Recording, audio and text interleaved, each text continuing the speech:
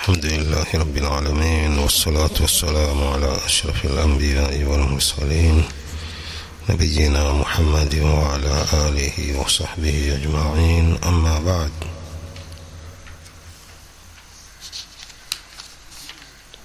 الثاني الثيب الزاني.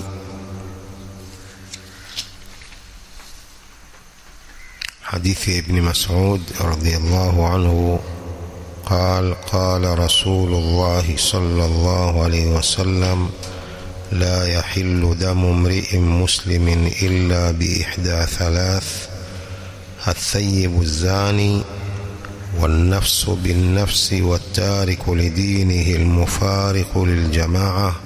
رواه البخاري ومسلم. Si halali damu ya Muislamu kuimwaga isipokuwa kwa moja ya mambo matatu. Jambo la kwanza, athayibu zani. Ndio hapa sio? Athayibu zani, thayib mzinifu. Athayib alladhi wati'a imra'atahu almuslima au adh-dhimmiyya fi nikahin sahih. Thayib ni mtu ambaye amemjamii mke wake Muislamu au dhimmia, mwanamke anayeishi katika nchi za Kiislamu kwa kulipa jizya. Alimjamii katika ndoa iliyo sahihi, alimuoa ndoa iliyo sahihi, akamjamii. Fa innahu sara muhsanan bihadha zawaj, mwanamume huyu anakuwa ni muhsan katika ndoa hii. Fa idha zana ba'da dhalika zawaj, akizini baada ya ndoa hiyo, sara minal mufsidina fil ardi, huyu atakuwa ni katika wenye kufanya ufisadi katika ardhi. Liannahu adraka hurmatal a'rad, sababu yeye amediriki heshima ya a'rad, uharamu wa heshima za watu. Wajarraba zawaja, amejaribu kuoa ndoa iliyo sahihi. Falaysa lahu udhrun fi ta'addihi, hana udhuru wa kupetuka jambo hilo. Wa indahu ma yughnihi, wakati anacho kile kinatomtosheleza. Bin nikahi sahihi shar'i almufid, kwa ndoa iliyo sahihi ya kisheria yenye faida. Fa idha zana, mtu huyu akizini baada ya ndoa hiyo aliyooa ndoa ya sahihi ya kisheria, akizini, fahadha dalilun ala khubthihi, hii ni dalili ya uchafu wake mtu huyo na ubaya wake. Wa annahu yuridu sharra wal fasad, na kwamba yeye anataka shari na ufisadi katika ardhi. Fahadha yustabahu damuhu, huyu damu yake huhalalishwa. Huyu ni halali kumuua mtu Muislamu aliyeoa ndoa ya kisheria sahihi kisha akazini, huyu damu yake inahalalishwa. Wayuktalu, na anauawa, bikaifiyatin khassa, kwa namna maalumu ya kumuua. Wahiya rajmu, na kaifia yenyewe ni rajmu, kupigwa mawe. Bi an yurjama bil hijara hatta yamut, kwa kupigwa mawe mtu huyu mpaka afariki. Hii ndiyo hukumu ya thayib azani. Qala wa hadha mutawatirun fi alqur'ani was-sunna wa amali almuslimin. Jambo hili ni mutawatir, yani limepokelewa kwa njia ya tawatur ya wengi katika mapokezi katika Qur'ani na Sunna, pia na amali ya Waislamu. Jambo hilo la rajm, wa huwa haddun min hududillahi azza wa jalla, hii ni moja katika haddi za Allah azza wa jalla. Wala yakfi annahu yuqtalu bisayf, haitoshelezi kwamba mtu huyo anauawa kwa upanga. Bal la budda an yurjama, bal lazima apigwe mawe mpaka afariki. pia wa fi majma'in nasi alania, na katika mkusanyiko wa watu kwa uwazi, watu wamwangalie, si watu wawili wala watatu.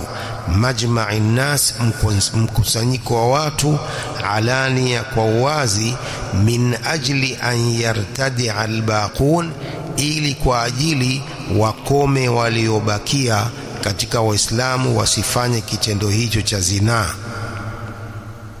Hii ndio hukumu ya thayyib azani. Ala wa hadha min mahasin alislam, hii ni katika mambo mazuri ya Uislamu. Wa himayatihi lil'arad, na jinsi Uislamu unavyolinda heshima za watu. Wa hifdha lilfuruj, na pia kuhifadhi tupu. Qala ta'ala walladhina hum lifurujihim hafidhun, na wale ambao wanazihifadhi tupu zao isipokuwa kwa wake zao au wale ambao imemiliki mikono yao ya kulia vijakazi, hao peke yao ndio ni halali kuwaingilia. Vinginevyo mtu atakuwa anafanya zinaa, anavunja na kupetuka mipaka ya Allah. Fafihi himayatul linnasli, katika hadi hii kuna kulinda kizazi. Wa wiqayatul mujtama'i min al-amrad al-fattaka, pia na kukinga mujtama, familia ya Waislamu, na maradhi haya mabaya. Bisababi listimta'i ghairi al-halal, kwa sababu ya kustarehe kusiko halali. Hii ni hukumu ya thayyib azani. Ama ambaye si thayyib, hukumu yake ni kupigwa viboko. Ambaye hajaoa, vulana hajaoa, halafu akazini, akapatikana na ushahidi wa kuzini huyo anapigwa viboko 100, halafu anatolewa pale katika mji wake, anapelekwa kwenye mji mwingine kwa muda wa mwaka mzima. Hii ndio adhabu na iqabu ya asiyekuwa thayyib, ambaye hajaoa. قال وقد اشتهر أمر هذه الأمراض في العصر الحديث. limetangaa jambo la maradhi haya mabaya katika zama hizi za sasa. Wa dhaharat ihsaiyatun an marad al-AIDS alladhi asaba al-mujtama'at allati tashi'u fiha fahishatu az-zina wal-liwat. Imedhihiri pia ihsaiyat, ile idadi iliyodhibitiwa ya maradhi ya AIDS ambayo imepata familia nyingi kwa sababu ya kuenea uchafu huu wa zinaa na jambo la liwat. Wayamutu almalayinu al'an min albashar, watu wanakufa kwa mamilion kwa sababu bisababi hadhihi aljarimati alfadhi'a, kwa sababu ya kosa hili la fedheha. ولهذا يقول جل وعلا ولا تقربوا الزنا إنه كان فاحشة وساء سبيلا, msikurubie zina, kwani zina ni uchafu na ni mbaya njia yake. Qala wala taqrabu walam yaqul la taznu faqat. Allah amesema wala taqrabu zina, hajasema la taznu, msizini peke yake. Wa maana dhalik utrukul asbab allati tuwassilu ila zina, wacheni zile sababu zinazofikisha kwenye zina. Sababu zinazofikisha kwenye zina pia ziwacheni. Minan nadhari, kuangalia wanawake. Wa safari almar'ati biduni mahram, na mwanamke kusafiri bila mahramu yake ni katika sababu za zina. Wa tabarruji nisai, wanawake kujipamba na kuonesha mapambo yao. Wasufurihinna, na kuwa nyuso zao ziko wazi wanawake ni sababu ya zina. Wakhtilatihinna birrijali, na mchanganyiko wao na wanaume, wanawake mchanganyiko wao na wanaume. Hadhihi asbabu lizina, hizi ni sababu za zina. Wa kulluha naha anha ash-shari'u saddan lidhari'ati alwuqu'i fil fahisha. Zote hizi sababu hizi zote ash-shari' Allah subhanahu wa ta'ala amezikataza kwa ajili ya kuzuia sababu za kuingia katika uchafu wa hii zina. Kwa hizi zote ni sababu tunatakiwa tujiepushe nazo, sababu za zina. Wacha zina na sababu zake pia ndio hizo kuangalia wanawake wenyewe nao kusafiri bila mahram. Ni haramu mwanamke kusafiri bila mahramu yake, aidha mume wake au babake au ami yake au yoyote ambaye hawezi kumuoa. Huyu ndio mahramu yake anayeweza kusafiri naye, lakini mwanamke kusafiri bila mahramu ni haramu. Mbali na kwamba ni sababu ya zina, lakini pia ni haramu, mwanamke anapata madhambi akisafiri bila mahramu yake. Kadhalika tabarruji nisa, wanawake kuonesha mapambo yao mabarabarani, madukani, ni sababu za zina, ni haramu, wanapata madhambi. Hani mambo ya kijahilia ndio walikuwa wakiyafanya watu waliokuwa kabla ya Uislamu. Wanawake wanaodhihirisha mapambo yao kwa wanaume moja kwa moja mabarabarani, masokoni, ni mambo ya kijahilia. Wasufurihinna, na nyuso zao kuwa wazi. Wanawake wamewekewa stara, wajifunike nyuso zao, wasijioneshe mapambo yao. Wakhtilatihinna birrijali, mchanganyiko wao wanavyochanganyika na wanaume. Hadhihi asbabu lizina, hizi ni sababu za zina. Na zote hizi Allah subhanahu wa ta'ala amezikataza kwa ajili ya kuzuia sababu za kuingia fil fahisha, katika uchafu huu wa zina.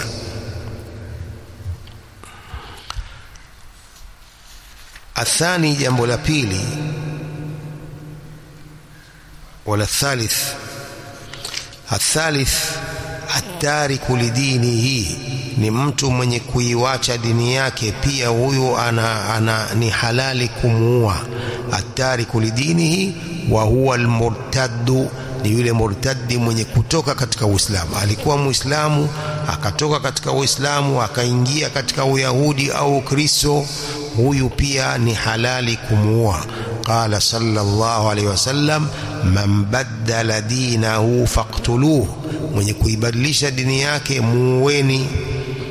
Liannahu shahida wa'tarafa anna hadha ad-din haqqun wa dakhala fil islam, sababu huyu alikiri kwamba dini hii ni ya haki na akaingia katika Uislamu kwa hiari yake. Thumma ba'da ma'rifatihi wa iqtina'ihi yartaddu, kisha baada ya kujua kwake na kukinai kwake kwamba hii ndiyo dini ya haki, ndiyo dini ya Allah, kisha anatoka katika dini hii. Fahadha dalilun ala fasadihi, hii ni dalili ya ufisadi wake mtu huyo. Fahadha yuqtalu haddan, huyo anauawa kwa haddi.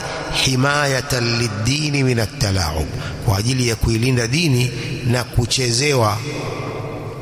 Wasaddan litariqi almufsidin, na pia kwa ajili ya kuzuia njia ya wafisadi. Alladhina yuriduna sarfa an-nasi 'an ad-din, wale wanaotaka kuwatoa watu katika dini.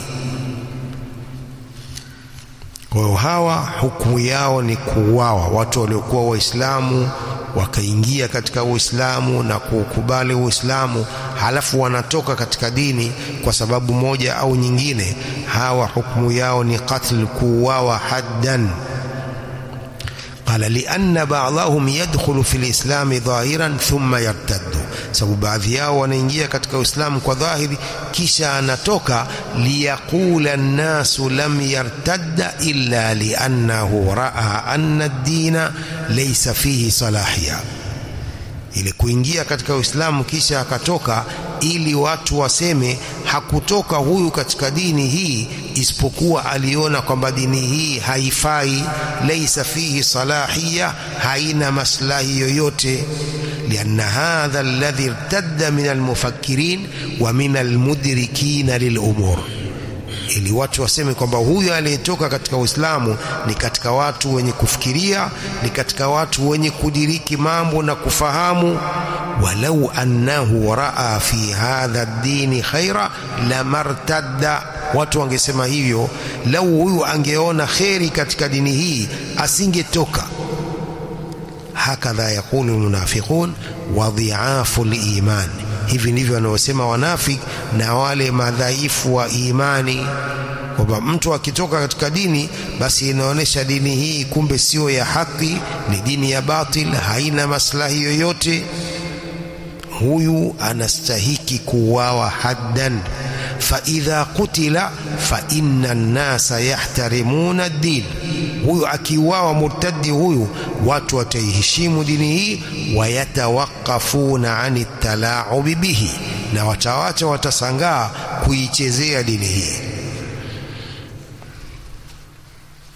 وقوله المفارق للجماعة قيل هو الذي يخرج على ولي الأمر ويفارق جماعة المسلمين.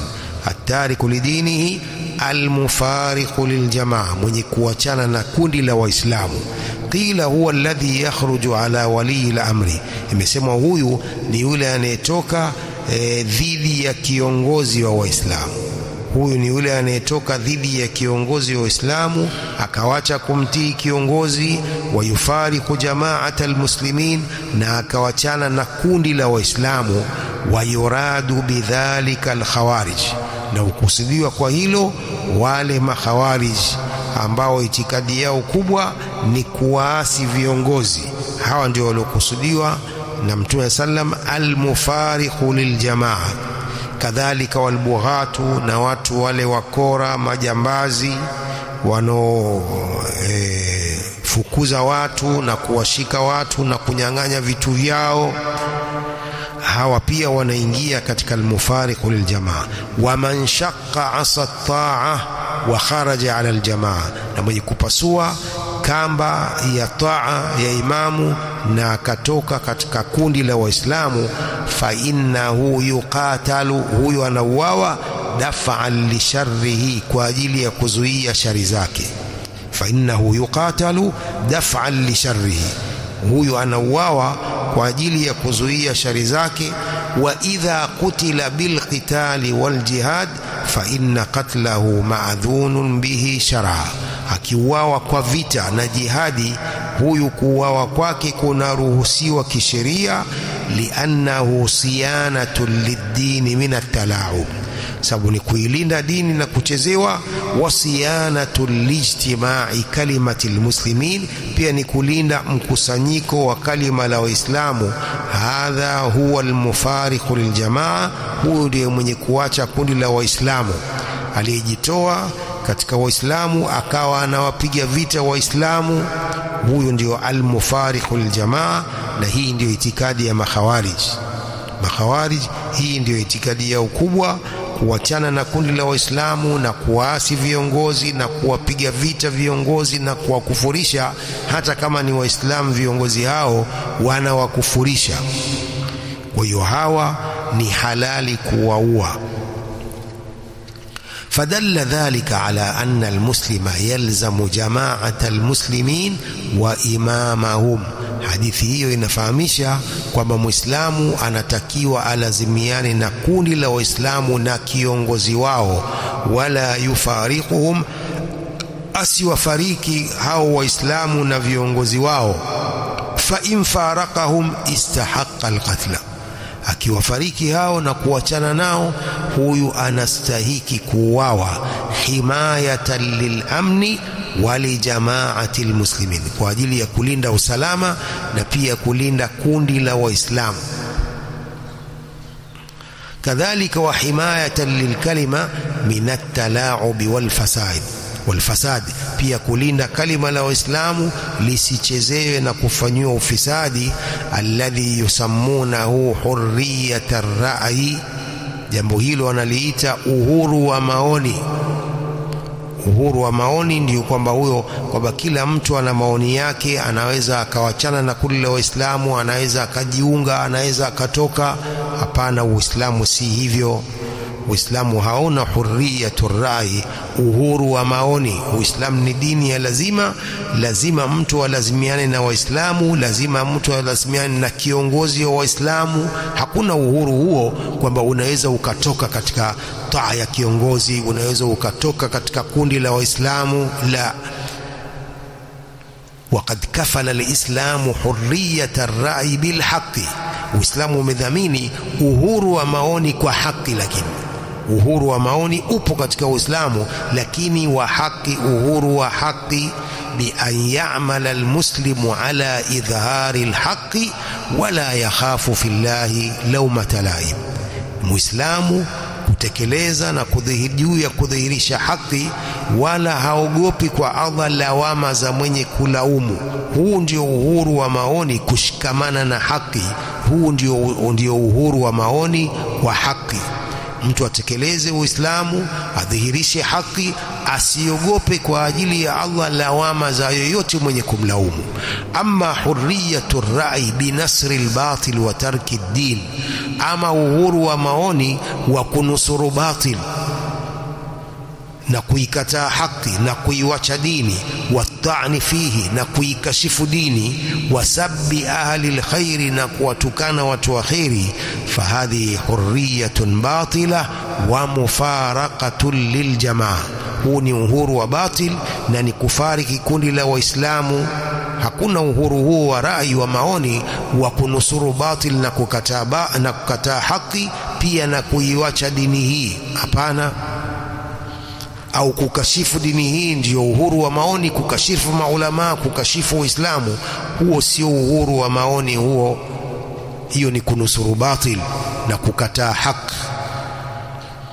Kwa hiyo uhuru wa maoni kwa haki upo katika Uislamu, sio uhuru wa maoni wa batil na kunusuru batil na kukataa haki na kuiwacha dini. Huo sio hurriyatur rai. فهذه حرية باطلة ومفارقة للجماعة. هو ni uhuru wa batili na ni kufariki kundi la Waislamu. الحديث الخامس عشر عن أبي هريرة رضي الله عنه قال: قال رسول الله صلى الله عليه وسلم: من كان يؤمن بالله واليوم الآخر فليقل خيرا أو ليصمت، ومن كان يؤمن بالله واليوم الآخر فليكرم ضيفه. رواه البخاري ومسلم.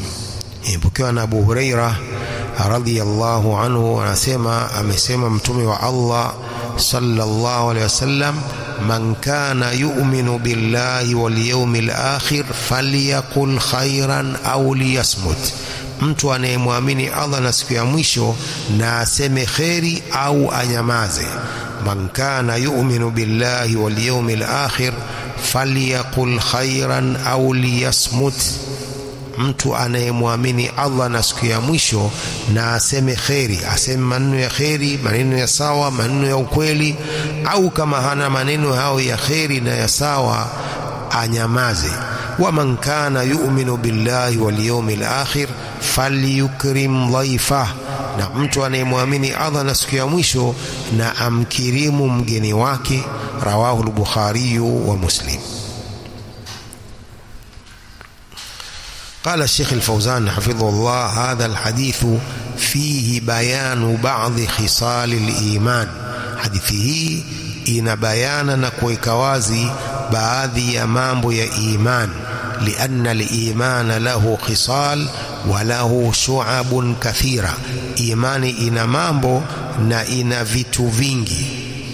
وكل أعمال الخير وكل الطاعات والقربات كلها من الإيمان. عمل zote za khairi na taa zote na mambo yote yanayomweka mtu karibu na Allah, kulluha min al-iman, yote hayo ni katika iman. لأن الإيمان قول باللسان واعتقاد بالقلب وعمل بالجوارح. imani ni kusema kwa ulimi na kuitakidi moyoni na kufanya amal kwa viungo. Kufanya amali hizi: sala, saumu, haji, zaka, amali hizi za ibada kuzifanya kwa viungo vyako pia ni katika iman. Kwa iman ni kusema kwa ulimi na kuitakidi moyoni, nguzo za imani zote, na pia kufanya amali ibada kwa viungo. Fal a'malu sawa'an kanat min a'mali alqulub, amali hizi sawa zilikuwa ni katika amali za moyoni, ibada za moyoni, kal khawf wal khashya wal raghba warahba. Hizi ni ibada za moyoni, kuogopa, kumuogopa Allah subhanahu wa ta'ala ni ibada ya moyoni. Kalkhawfi walkhashya waraghba warahba, kupenda pepo na kuogopa moto au kuogopa adhabu, hizi ni ibada za moyoni.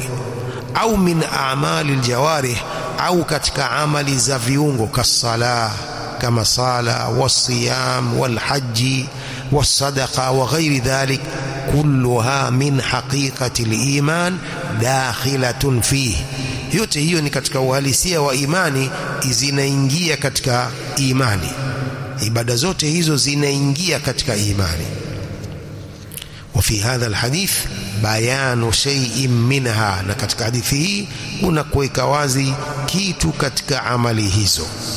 قوله صلى الله عليه وسلم من كان يؤمن بالله واليوم الآخر.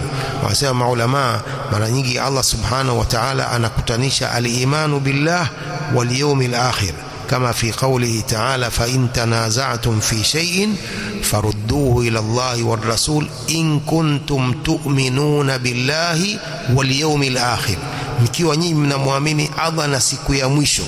Pamoja na hadithi hii man kana yu'minu billahi wal yawmil akhir, wasema baadhi ya maulama al-imanu billahi hii inapelekea na kusababisha taa na amali njema. Kumwamini Allah huku kunasababisha, ni sababu kubwa na ni himizo kubwa la kufanya amali njema, kumwamini Allah. Ama al-yawmil akhir, akutanisha na siku ya mwisho, asema hii inazuia mukhalafat na maasi. Hii kuamini siku ya mwisho kunamzuia mtu na kufanya maasi na kukhalif sheria, sababu unapofikiria kwamba kuna siku ya mwisho na kuna kuhisabiwa na kuna adhabu kwa usat, unawacha kufanya maasi. Ndio maana Mtume sallam au nususi za kisheria, Qur'ani na Sunna zinakutanisha al-imanu billahi wal yawmil akhir mara kadhaa katika nususi nyingi.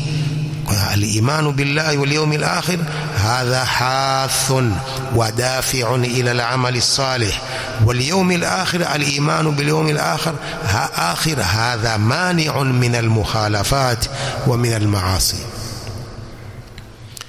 إذن من كان يؤمن بالله واليوم الآخر، قال الشيخ الفوزان حفظه الله، الأصل هو الإيمان بالله عز وجل. أصل نكمؤمن الله عز وجل واليوم الآخر الذي هو البعث والنشور يوم القيامة. Kuamini siku ya mwisho ambao ni kufufuliwa na kukusanywa siku ya kiyama.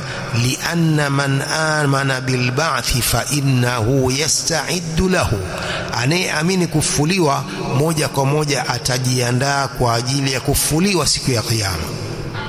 ومجرد الإيمان بالبعث دون الاستعداد له لا يفيد شيئا. mujarradi wa kuamini kufuliwa bila kujiandaa, hiyo haina maana, haifaidishi chochote. Kwamba mtu aamini kuna kufuliwa lakini hajiandai kwa kufanya amali njema, hadha la yufiduhu shay'an. Kuamini huko kwa kufuliwa hakutamfaidisha lolote. Bal la budda an yasta'idda al-'abdu lilba'thi, lazima mtu ajiandae kwa ajili ya kufuliwa. Fayukthiru min alhasanat, kujiandaa kwenyewe akithirishe katika amali njema. Wayatubu anis sayiat, atubie na mambo maovu, mambo ya maasi, kabla an yamuta wa yub'atha, kabla ya kufariki na kufuliwa. Akithirishe hasanat, amali njema, atubie na sayiat na maasi na mambo maovu kabla ya kufa na kabla ya kufuliwa. Hii ndiyo njia ya kuamini siku ya mwisho na kujiandaa kwa ajili ya siku hiyo. قال هذا وجه ذكر الإيمان باليوم الآخر مع الإيمان بالله عز وجل. Hii ndio njia ya kutajwa kuamini siku ya mwisho pamoja na kumwamini Allah azza wa jalla. Wa illa, vinginevyo, fa arkanul imani sita kama huwa maalum, nguzo za imani sita kama zinavyojulikana. Akhiru hal imanu bil ba'thi, mwisho wa nguzo hizo ni kuamini kufuliwa, walakinahu dhakarahu ma'al imani billahi ta'kidan lahu, lakini ameitaja hiyo kufuliwa pamoja na kumwamini Allah ta'kidan lahu, kwa ajili ya kusisitiza siku hiyo ili kila mmoja ajiandae. ولأن الإنسان إذا آمن أنه سيبعث ويحاسب ويجازى فإنه يهتم ويستعد. na kwamba mtu akimwamini Allah, akiamini siku hiyo ya mwisho na kwamba atafuliwa na atahisabiwa na atalipwa kwa amali zake, fa innahu yahtamu wa yasta'iddu, huyo anatilia umuhimu siku hiyo na kujiandaa. ويقيم بقية أركان الإسلام, na pia anatekeleza nguzo za Uislamu zote zilizobakia, wa ghairaha, na nyinginezo, min alwajibat, katika mambo ya wajib, wa yajtanibul muharramat, na pia anajiepusha na mambo yenye kuharamishwa. Kwa kuamini siku ya mwisho ni kuamini kufuliwa, na pia kwa ajili ya kujiandaa, ni kujiandaa na siku hiyo kwa kufanya amali njema na kujiepusha na maasi. قال فليقل خيرا أو ليصمت ومن كان يؤمن بالله واليوم الآخر فليقل خيرا أو ليصمت, na aseme kheri au anyamaze. قال الشيخ حفظه الله فإن من الإيمان بالله واليوم الآخر والاستعداد له أن يقول العبد خيرا أو يصمت, ni katika kumwamini Allah na kuamini siku ya mwisho na kujiandaa kwa ajili ya siku hiyo mtu kusema kheri au anyamaze. Hii pia ni katika kumwamini Allah na pia kujiandaa na siku hiyo ya mwisho, kusema kheri au kunyamaza. فقد خلق الله سبحانه هذا اللسان في هذا الإنسان, Allah subhanahu wa ta'ala ameuumba ulimi kwa huyu mtu, wa allamahu an-nutqa wal bayana ni'matan minhu subhanahu wa ta'ala. Allah amemfundisha mwanadamu kutamka na kubainisha kuwa ni neema yake subhanahu wa ta'ala. Amemuumbia ulimi, akamfundisha kutamka na bayana, ni katika neema za Allah subhanahu wa ta'ala kwa kila mwanadamu. ولم يجعله من الجوامد التي لا تنطق أو من البهائم, hakumjalia Allah subhanahu wa ta'ala, hakumjalia mtu ni katika jawabid, vitu visivyosema, allati la tantiqu, ambavyo havitamki, au min albahaim, au hakumjalia mtu ni katika wanyama, au min as-summi wal bukmi almu'attalina 'anil kalam, wala hakumjalia mtu ni katika sumi, wale viziwi na mabubu ambao hawasemi wala hawasikii. Bal manna Allahu ta'ala alayhi bihadha an-nutqi wa hadha al-lisan, bali Allah subhanahu wa ta'ala amemneemesha mja wake kwa kutamka na pia amemneemesha kwa ulimi huu. Kwa kila mmoja anatakiwa amshukuru Allah subhanahu wa ta'ala kwa neema hii ya ulimi, asiitumie kwa kukufuru neema hii. Kila mmoja mwenye neema ya ulimi asikufuru neema hii akaitumia kwa matumizi mengine ambapo si kukubali na kushukuru neema za Allah. Kumshukuru mtu kwa neema ya ulimi ni kusoma Qur'ani, kufanya ibada, adhkar, kila jambo ambalo linamridhisha Allah subhanahu wa ta'ala, ndio kushukuru neema ya ulimi. Wewe umepewa neema ya ulimi, unafanya maasi kwa neema hii, unaimba na kusema maneno machafu na kadha na kadha, si kushukuru neema ya ulimi, ni kuikufuru. قال وهذا اللسان سلاح ذو حدين, huu ulimi ni silaha yenye makali mawili, yenye ncha mbili za ukali. Inistamaltahu fil khairi jana laka khaira wa athmara laka khaira, ulimi ukiutumia katika khairi unakuvunia khairi na unakuzalishia khairi. inistamaltahu fil khair jana laka khairan wa athmara laka khaira, ulimi ukiutumia katika kheri unakuvunia kheri na pia unakuzalishia kheri. Wa inistamaltahu fi sharri jana alayka sharran wa ithma, ulimi ukiutumia katika shari unakuvunia shari na madhambi. Inakuwa unavuna shari wewe kila siku na madhambi kwa sababu umeitumia vibaya neema hii ya ulimi. Wadhalika bihasabi ma tantiqu bihi, na hilo ni kulingana wa vile unavyotamka. Itakuwa aidha unatamka kheri au unatamka shari, aidha unavuna kheri au unavuna shari, kulingana na unavyoutumia ulimi na kutamka kwako. ولأهمية الكلام وكل الله سبحانه وتعالى ملكين يمين الإنسان وشماله ملازمين له. na kwa sababu ya umuhimu wa maneno, Allah azza wa jalla, Allah subhanahu wa ta'ala amewakilisha malaika wawili, kulia kwa mwanadamu na kushotoni kwake, mulazimaini lahu. Malaika hawa wanalazimiana na mtu, yaktubani ma yaqulu, wanaandika anaoyasema mtu. Kutokana na umuhimu wa maneno, wakala Allah subhanahu wa ta'ala malakaini an yamini al-insan wa shimalihi. Allah subhanahu wa ta'ala amemwakilishia kila mtu malaika wawili, kuliani kwa mtu huyo na kushotoni kwake, mulazimaini lahu. Malaika hao wanalazimiana na kila mtu, yaktubani ma yaqulu, wanaandika anaoyasema, lolote analolisema, lolote liwe la khairi na liwe la shari. قال تعالى ما يلفظ من قول إلا لديه رقيب عتيد. mtu hatamki kauli yoyote, maneno yoyote, isipokuwa mbele yake kuna raqib mwenye kuhifadhi maneno yake, atid aliyehadhir, la yaghibu anhu, hawi mbali naye.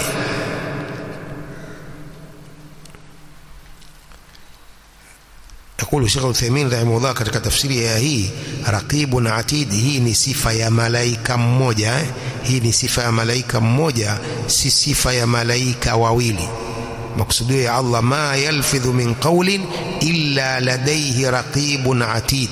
Mtu hatamki kauli yoyote isipokuwa mbele yake kuna raqib atid, mwenye kuhifadhi maneno yake na aliyehadhir, haachani naye. Yaktubani ma yatalaffadhu bihi, malaika hao wawili wanaandika anaoyasema. Kwa hii ni sifa ya mmoja. Ingekuwa wawili wanasema raqibun wa atid. Kama ingekuwa ni sifa ya wawili, malaika wawili, laqala Allah ta'ala raqibun wa atid. Lakin ma yalfidhu min qawlin illa ladayhi raqibun atid. قال سواء كان طاعة، سواء أنه يتمك أنه يسمى طاعة أو معصية أو معصية، كلا دامو لنانديكوا، أو حتى المباح، حتى جامو لحلالي بيا لنانديكوا.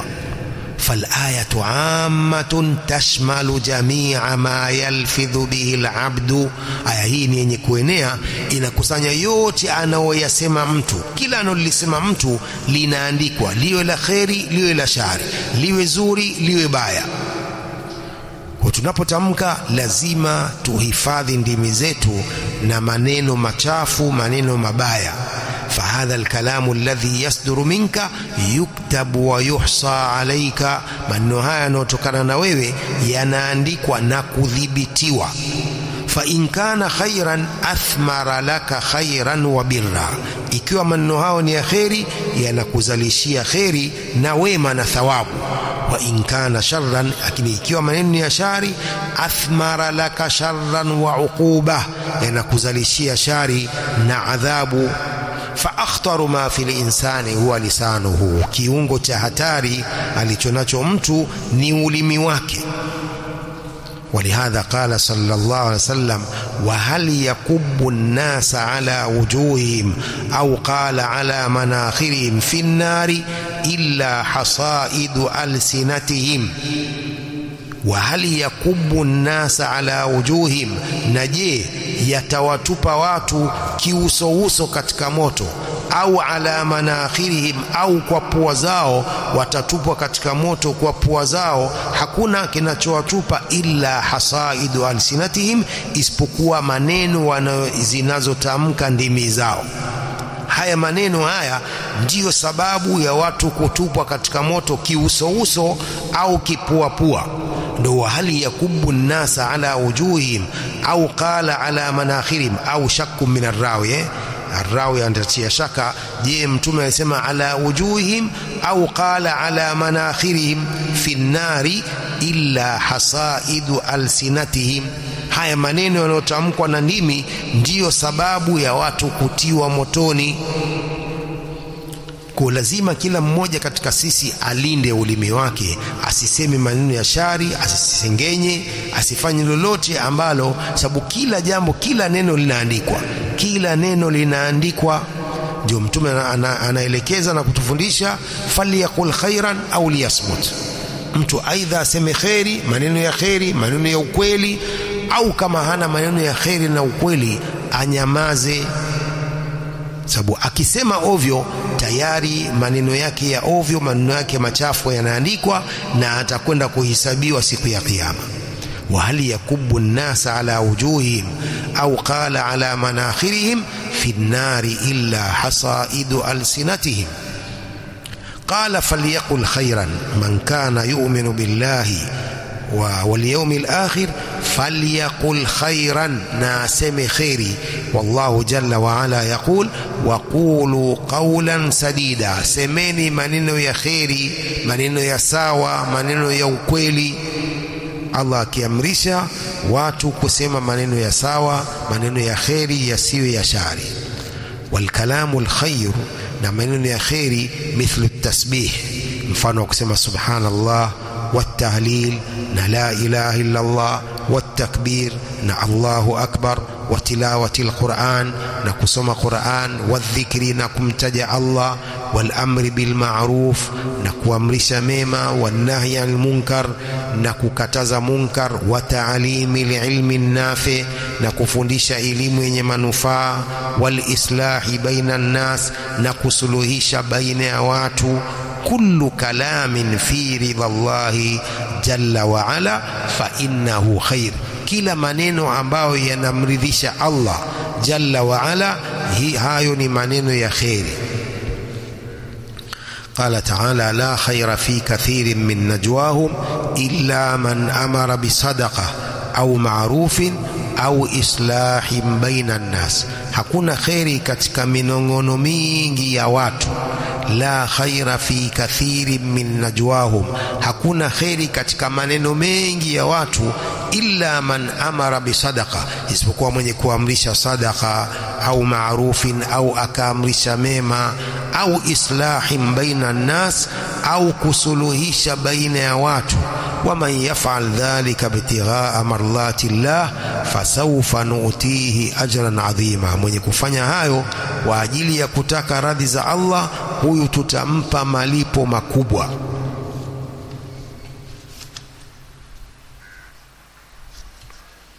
ثم قال الشيخ الفوزان حفظه الله والكلام لا يكلف كثيرا, na maneno hayakalifishi mengi. فهو ليس مثل الصلاة, si kama sala wala siyam wala aljihad. Fatastati'u an taqula khairan wa anta jalis, unaweza ukasema khairi na huku wewe umekaa, au multaji, au mwenye kujilaza, au rakibun, au mwenye kupanda kipando chochote, au mashin, au mwenye kutembea. Kalam, maneno ya khairi, la yukallifu kathiran, hayakalifishi sana, hayana gharama, si kama sala mpaka utawadhi mpaka la, wala si kama siyam, wala si kama jihadi. Unaweza ukasema khairi wa anta jalis, na hali wewe umekaa, au muttaji, au mwenye kujilaza kwa ubavu, au rakib, au hali au mwenye kupanda, au mashin, au mwenye kutembea kwa miguu. Falbadanu yata'abu min at-ta'a, mwili unachoka na kusumbuka kwa kufanya taa. Lakinna lisana la yata'abu min al-kalam, lakini ulimi hauchoki kwa maneno. fashghalhu bima yufiduka, ushughulishe ulimi kwa mambo ambayo yatakupa faida. Fashghalhu bima yufiduk, ushughulishe ulimi wako kwa mambo ambayo yatakupa faida, usiushughulike ulimi wako kwa mambo ambayo yatakutia hasara. mambo haya kumtaja Allah, dhikrullah, at-tasbih, at-tahlil, at-tahmid, at-takbir, hayahitaji gharama, hayahitaji taklif kubwa, wala hayahitaji udhu.